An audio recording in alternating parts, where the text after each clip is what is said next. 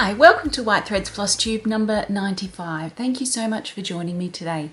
If you haven't subscribed yet, please do, and if you haven't hit the little bell button, then that will bring you notifications of whenever I have a new video up, so that'd be great. Today I wanted to let you know that I have updated my website. I spent pretty much all of last week going through and checking the prices of everything, so the products and the postage that goes with each product, and some products have gone up, some have gone down. Mostly it was because postage, what would you call them, weight ranges changed, and so some meant that I could put it into a better category that meant that postage got cheaper, and some meant that it had to go into a worse category that didn't exist before but it has to be the one that it goes in now. So unfortunately some have gone up and some have gone down, which is a great thing. When you buy multiple products from my website, sometimes it means that you're paying too much postage.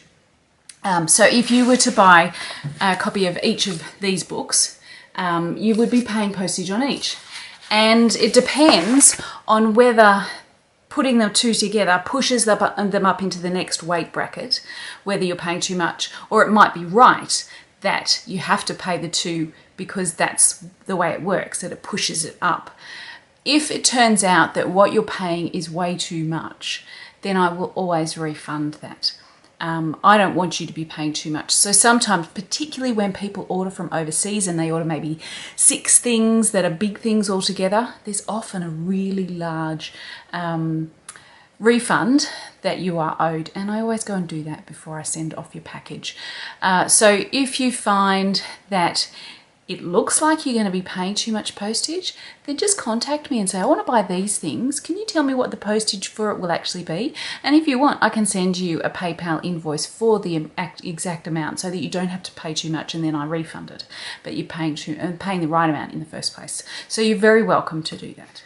So there are just a couple of new products that I have put on the website, and they are these. If you know these boxes, they are DMC thread boxes, and these ones are for Broder Special Cotton or Cotton Broder. I've previously had number 20 and number 16, and now I also have number 25 and number 30, and they are finer ones. So I should grab these first, shouldn't I? So that's a 25, as you can see there, and it's a finer one than the 20. And then there is also, would have been good if I'd opened the boxes first, this one, which is number 30, and that's finer again. These are the sorts of things that I use for monogramming, that sort of thing. You can also use them for Mareshka embroidery. A lot of people use Cotton Broder in Europe when they can't get linen thread. Personally, I much prefer to use linen thread because that's what they would have used. Cotton Broder wasn't historically used because I don't know that it really existed back then. So linen's actually the more appropriate thread, but a lot of people like to use Cotton Broder instead. It's a lovely, lovely soft thread with many ply that when you use it, particularly for satin stitch, it produces a really lovely smooth result, which is why I use it for monograms. And I have done a monogram class in the past where I taught how to do the beautiful smooth satin stitch, and I may run that again in the future. I have a plan maybe that it could become an online class. So if you're interested in that, please let me know. I'd love to hear. The thing that I wanted to show you today is one of my very oldest embroideries. When I was at school, in high school, so secondary school, I took textiles and design from year 7, which is the first year of our high school here. And it was a compulsory subject in year 7, and then I did it from years 8 to 10 as an elective subject, and I absolutely loved it. I didn't do it for my final 2 years, for year 11 and 12, because I decided to do art instead. I'd done art all the way through previously, but I just decided to not do the textiles and just do the art. If I was making that decision again today, I'd probably choose to do textiles. But I didn't know this was going to be my career. So, you know, this is my accidental career.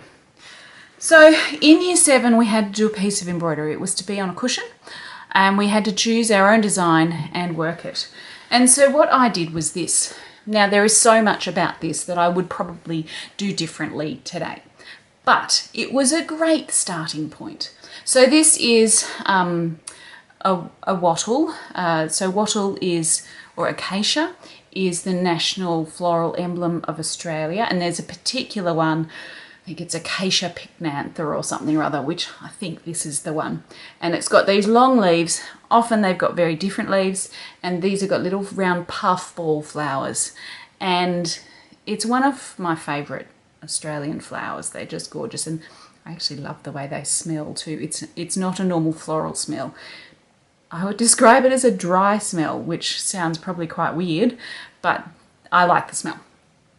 I can't explain it to you any other way, so if you haven't smelled it, sorry. I'm not going to be enlightening you on that at all.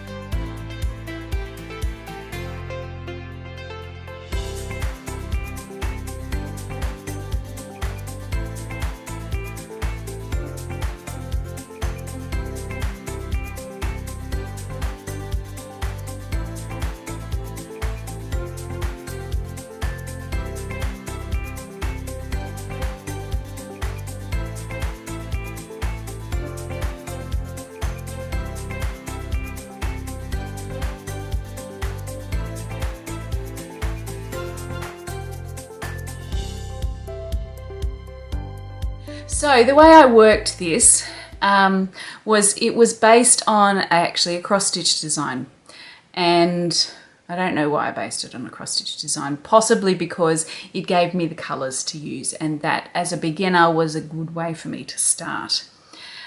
So the wattle flowers are worked in turkey work, which is a stitch where you create a pile, and it's made as loops and then you cut the pile. So I actually cut these to make them as rounded as I possibly could. And you can see that I've used different colours in some of the flowers so that you get the shaping happening in the different colours, so that some recede and some come forward. And so that would have been based on the colours that were specified on the cross-stitch chart. And then for the leaves I've used chain stitch, and I've used them, it looks like it's probably 2 strands together, and the colour changes are quite marked. And if I was doing that today, then probably I would use some tweeding techniques, which is where you use 2 coloured threads together. So I used 2 threads, 2 strands of stranded cotton or stranded floss. I used 2 together for these bits. And these days I would probably choose, for the transition between, say, this colour and this one, I would do a section where it has that colour and that colour, 1 strand of each in the needle, so that it blends in that changeover much more evenly. And so I'd probably do that throughout. I can also see that my chain stitch wasn't particularly even. I would probably work a lot harder on that now, but this was my first piece, so you know, it's pretty good. Then there's a few flowers. So this one here is worked in satin stitch, and up here I've got a tiny little one that's a buttonhole wheel. So I wanted to have some going backwards and some coming forwards, and that's how I made that happen. I would probably not choose to put it on a yellow poly cotton fabric anymore. I would not choose to have a frill like this around the outside, a ruffle. And I probably wouldn't put my big chunky date and initials over here like this anymore. But you know, it was a starting place. I loved doing it, and it sparked a real enjoyment of embroidery for me. So this is pretty much the beginning of my embroidery journey. So I wanted to show you that today. The stitches that I've used in this are all found in my left and right-handed embroiderer's companion. So if you wanted to make a similar idea, if you wanted to perhaps try turkey work, the instructions are in here, so you can give that a go. So I hope that's inspired you today, shown you where I've come from, and I look forward to seeing you next time. Thank you for joining me. Bye.